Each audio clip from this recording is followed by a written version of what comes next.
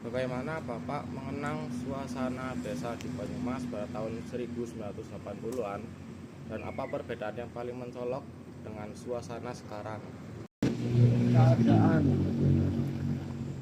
kota Banyumas pada tahun 80-an itu sangat beda dengan sekarang. Dulu itu sangat asri, tenang, penduduknya masih jarang, sehingga kita merasa lebih nyaman dan dirasakan itu lebih apa ya, untuk kehidupan itu lebih, istilahnya itu enggak seperti sekarang. Banyak orang asing, kendaraan semakin banyak, polusi semakin tinggi, dan istilahnya apa, tingkat toleransi dengan masyarakatnya itu sudah beda dengan zaman dulu. Istilah swasembada pangan dan revolusi hijau. Bagaimana ketersediaan beras dan kebutuhan pokok pada saat itu? Apakah harganya benar-benar terjangkau bagi warga? Untuk swasembada pangan dulu di Banyumas itu sangat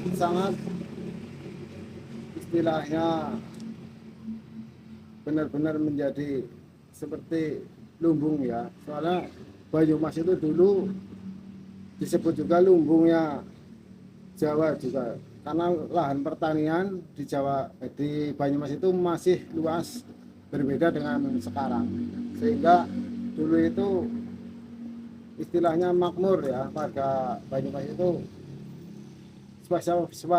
swasembada pangannya itu benar-benar berhasil. Untuk harga pangan dulu itu sangat terjangkau, karena ya dikendalikan oleh Bulog, sehingga semua komoditi pertanian itu bisa terjangkau dengan daya beli yang istilahnya terjangkau juga sama masyarakat. Apakah Bapak ingat kapan listrik atau aspal pertama kali masuk ke lingkungan ini? Untuk listrik dan aspal, perkiraan dulu itu sekitar tahun 80 sampai tahun 90. Dan aspal it, antara aspal sama itu lebih dulu listrik.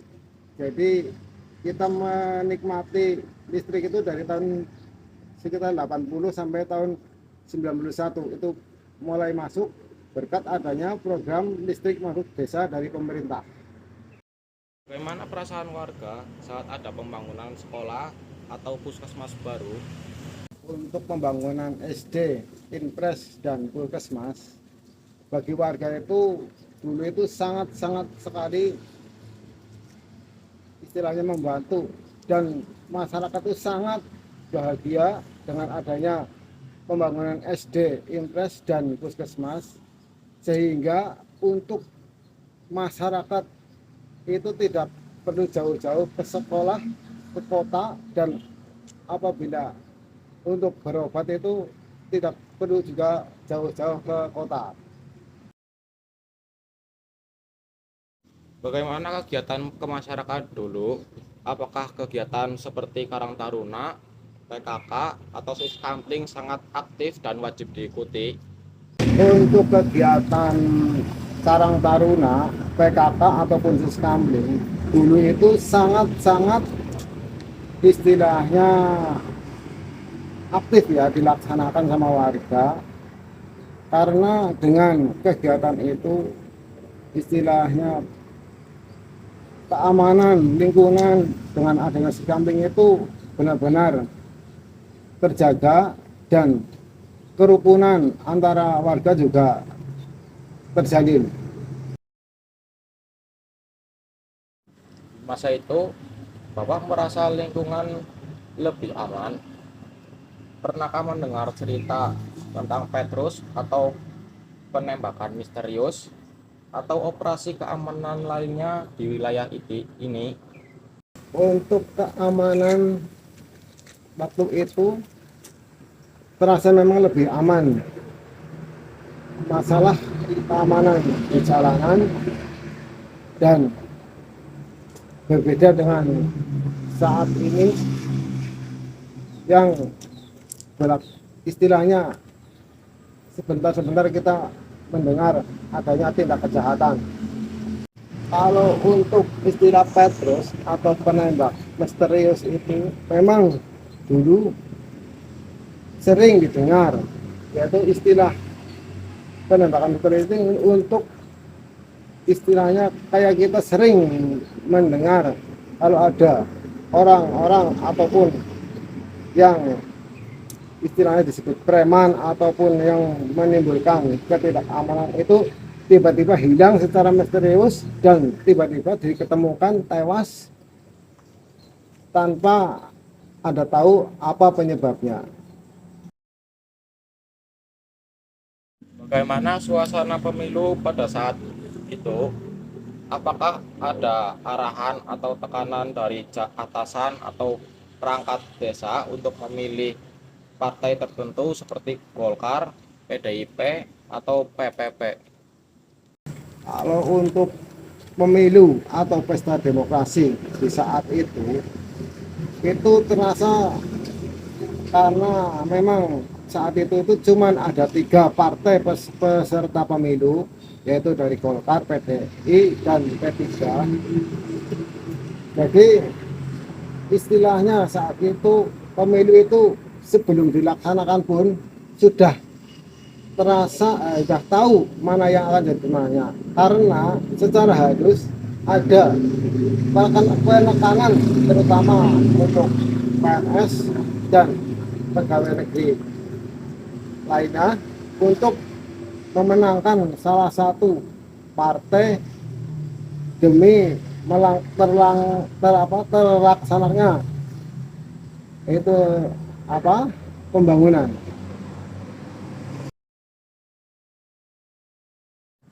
Apa yang Bapak pelajari di sekolah tentang Pancasila? Apakah masih ingat dengan penataran P4 atau pedoman, penghayatan, dan pengamalan Pancasila?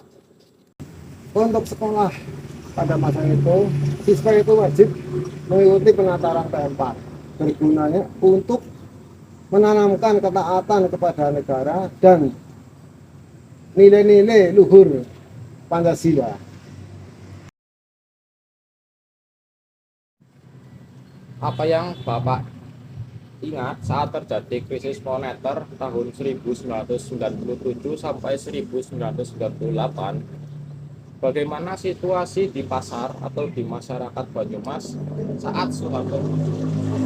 Saat terjadinya krisis moneter tahun 98 di Banyumas itu harga-harga itu melonjak drastis dalam hitungan hari dan antrian sembako itu terjadi di mana-mana.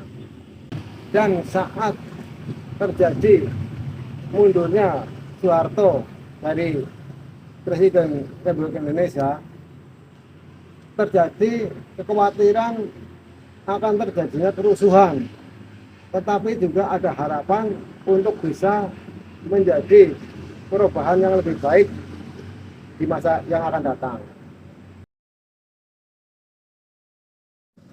Menurut Bapak, apa pelajaran berharga dari masa Orde Baru yang bisa diambil oleh generasi muda sekarang? Pelajaran yang bisa diambil dari masa Orde Baru untuk saat ini yaitu pentingnya menjaga stabilitas dan keamanan, namun dibarengi dengan istilahnya kebebasan berpendapat dan transparansi. Dan untuk generasi muda itu untuk tetap menghargai swasembada pangan dengan cara yang lebih ramah lingkungan.